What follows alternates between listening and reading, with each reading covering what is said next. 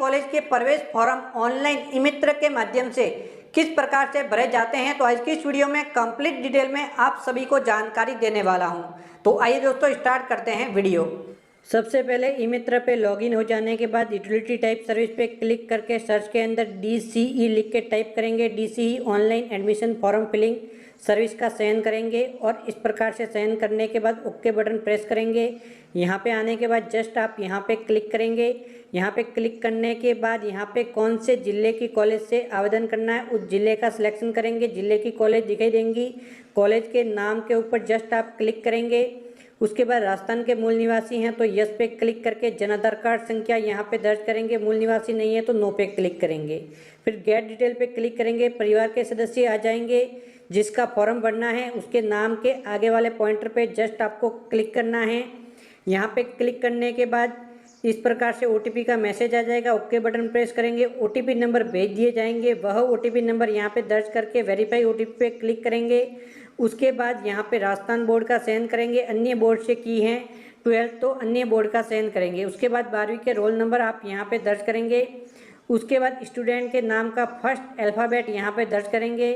उसके बाद उसके फादर्स के नेम का फर्स्ट अल्फ़ाबेट इसके जस्ट नीचे दर्ज करेंगे। उसके बाद 12th कौन से ईयर के अंदर की है वो ईयर चयन करेंगे। उसके बाद ये जो कैप्चा कोड दिखाई दे रहे हैं इसे ऐसे का ऐसे यहाँ पे दर्ज कर लेंगे। फिर गेट डिटेल पे क्लिक करेंगे। यहाँ पे इस प्रकार की डिटेल आ जाएगी। जांच करेंगे सही डिटेल है तो यस पे क्लिक करेंगे। उसके बाद इस प्रकार से फॉर्म खुल जाएगा। ऑटोमेटिक जन आधार कार्ड से सारी की सारी डिटेल ले लेगा जिसकी ओनली आपको जांच करनी है। नाम आ जाएगा, उसके बाद फादर्स नेम आ जाएगा, उसके बाद मदर्स नेम आ जाएगा, फिर जेंडर आ जाएगा। तो एक एक करके आपको जांच करनी है। जन आधार कार्ड के अंदर डिटेल बिल्कुल अपडेट होनी चाहिए। फिर यहाँ पे जन्म दिनांक, मोबाइल फ़ोन नंबर आ जाएंगे। आप ईमेल आईडी जस्ट यहाँ पे दर्ज करेंगे। फिर वोटर आईडी कार्ड नंबर है तो यहाँ पे, फिर आधार कार्ड या फिर एनरोलमेंट नंबर है तो वो लेके आधार कार्ड नंबर जस्ट यहाँ पे दर्ज करेंगे। जन आधार कार्ड नंबर अपने आप आ जाएंगे और कास्ट भी ऑटोमेटिक जन आधार कार्ड से ले लेगा। तो यहाँ पे कास्ट ले चुका है अभी आप देख सकते हैं। तो यहाँ पे क्रीमी लेयर हैं या फिर नॉन क्रीमी लेयर है। अगर OBC हैं तो OBC के मामले में ये आएगा। तो अगर नॉन क्रीमी लेयर हैं तो नो लेंगे, क्रीमी लेयर हैं तो यस लेंगे। तो ये जाति प्रमाण पत्र के ऊपर मिल जाएगा। फिर जाति प्रमाण पत्र कब जारी हुआ है तो वह दिनांक लेनी है, ये भी जाति प्रमाण पत्र के ऊपर मिल जाएगा। तो क्रीमी लेयर और यहाँ पे डेट वहाँ से देख के लिख लेंगे। फिर कास्ट इसमें से कौन से अंदर आती हैं, अगर आती हैं तो ठीक है, वरना फिर अदर लिखेंगे। और उसके बाद कौन सी कास्ट है वो लिख लेंगे। कास्ट लिखने के बाद ये वाला भाग कंप्लीट हो जाता है। तो यहाँ पे ध्यान रखना है, मैंने OBC लिया है तो ये OBC के अकॉर्डिंग है। SC लेंगे, ST लेंगे तो उसके अकॉर्डिंग आएगा। जनरल लेंगे तो जनरल के अकॉर्डिंग कुछ ऑप्शन यहाँ पे आएंगे तो उसके अकॉर्डिंग आप यहाँ पे फिलअप कर लेंगे। उसके बाद कोई दिव्यांग जन है तो यस लेना है, नहीं है तो नो लेना है। फिर कोई माइनॉरिटी है तो यस लेना है, वरना फिर नो।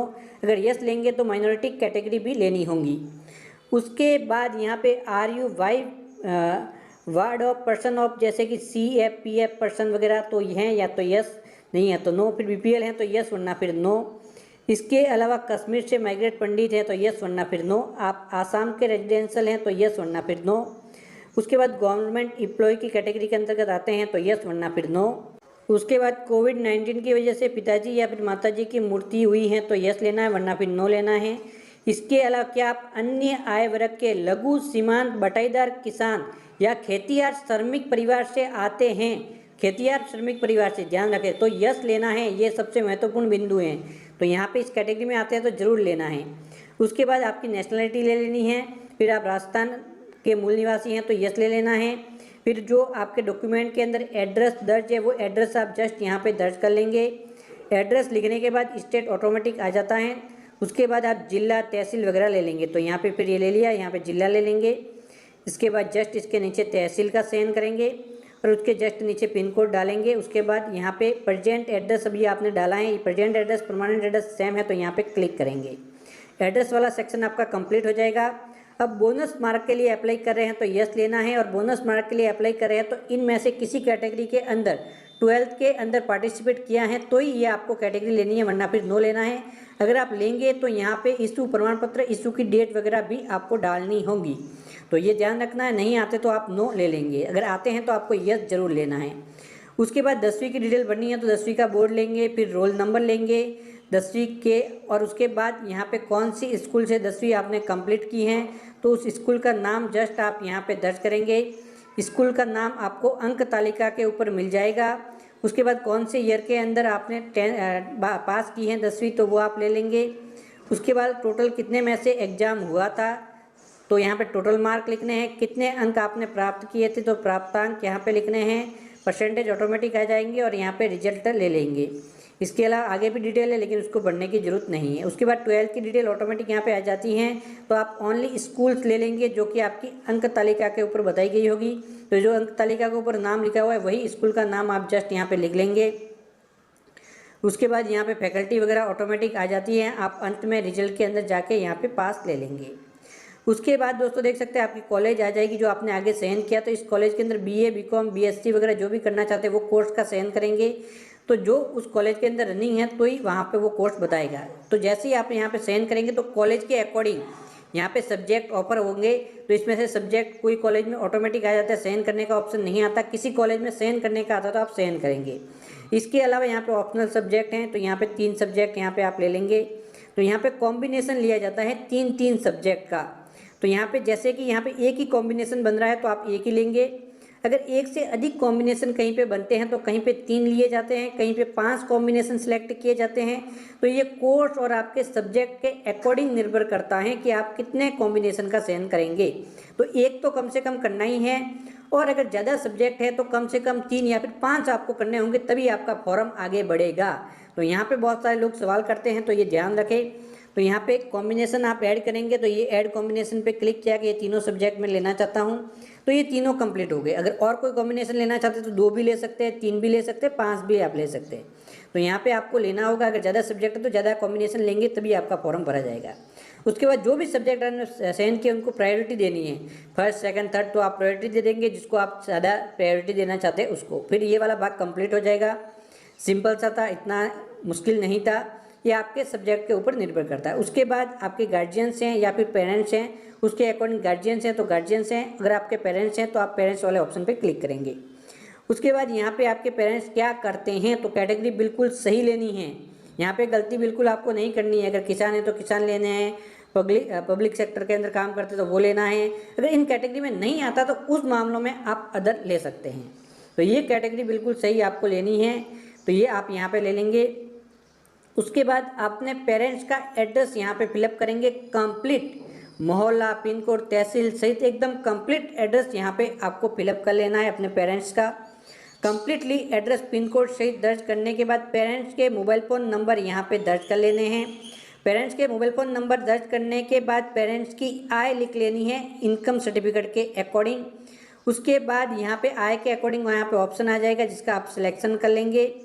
उसके बाद यहाँ पे जो स्कूल के अंदर, जो कॉलेज के अंदर इंश्योरेंस होता है उसके अंदर किसको नॉमिनेट करना चाहते हैं पॉलिसी के अंदर, तो वो आप सिलेक्ट कर लेंगे। उसके बाद आप कॉलेज के अंदर यहाँ पे कुछ एक कैटेगरी होती है जो, तो इसके अंदर आप पार्टिसिपेट करना चाहते हैं तो ये आप ले सकते हैं। तो यहाँ पे कुल 4 हैं तो इन सबको चयन आपको करना ही होगा। उसके बाद आपको यहाँ पे 7.10 के अंदर आप पब्लिक ट्रांसपोर्ट के अंदर रियायत चाहते हैं तो यस लेना है। आप स्किल्स कोर्स करना चाहते हैं डिग्री के साथ ही साथ कोई अन्य प्रकार का, तो आपको यहाँ पे यस लेना है। अगर नहीं करना चाहते तो नो आप यहाँ पे ले सकते हैं। तो इन ऑप्शन का चयन ध्यानपूर्वक करना है। अगर कोई मॉक कोर्स करना चाहते हैं जो ITI कोटा के द्वारा करवाया जाता है तो यस लेना है, नहीं करना चाहते तो आप यहाँ पे नो ले सकते हैं। इसी प्रकार से RU फ्री ऑनलाइन क्लासेज जो कंपटीशन एग्जाम होते हैं उसकी लेना चाहते हैं तो यस लेके यहाँ पे 3 एग्जाम ले लेंगे जिसकी तैयारी आप करना चाहते हैं।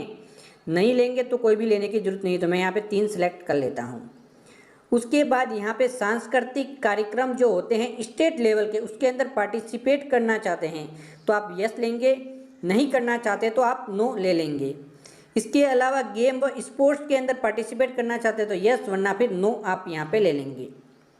उसके बाद बैंक खाता जन आधार कार्ड से ऑटोमेटिक आ जाएगा। अगर नहीं आता तो आप फिलअप कर लेंगे, लेकिन एक बार जांच जरूर कर लेंगे कि बैंक खाता सही है या फिर नहीं। उसके बाद एक डॉक्यूमेंट अपलोड करेंगे 100 से 150 KB साइज के अंदर।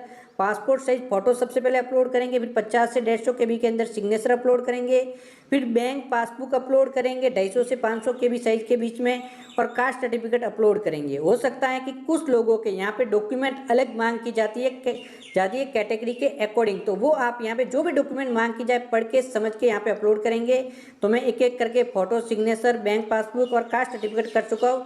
आपके पास आपकी कैटेगरी कोई विशेष है तो वो डॉक्यूमेंट मांगे जाएंगे, तो वो करके अंत में यहाँ पे क्लिक करके सबमिट पे क्लिक करेंगे और आपका आवेदन सबमिट हो जाएगा। इस प्रकार से मैसेज मिलेगा। तो इस नंबर को नोट करने के बाद आपको ओके करना है। उसके बाद यहाँ पे आ जाएंगे, प्रिंट पे क्लिक करके प्रिंट आउट निकालनी है और कस्टमर को दे देनी है। और ये एक फॉर्म उसका भर चुका है। कस्टमर को इसकी प्रिंट आउट निकाल के देने के बाद अगर कोई कस्टमर किसी अन्य कॉलेज से भी फॉर्म भरना चाहता है तो कंटिन्यू फॉर्म का ऑप्शन है, यहाँ पे क्लिक करके अगला फॉर्म भरेंगे। तो एक स्टूडेंट कितने भी कॉलेज के अंदर आवेदन कर सकता है। तो इस प्रकार से आप एक एक करके जिस भी कॉलेज के अंदर स्टूडेंट प्रवेश लेना चाहता है सभी फॉर्म आप भर लेंगे। यह तरीका था सरकारी कॉलेज का प्रवेश फॉर्म भरने का।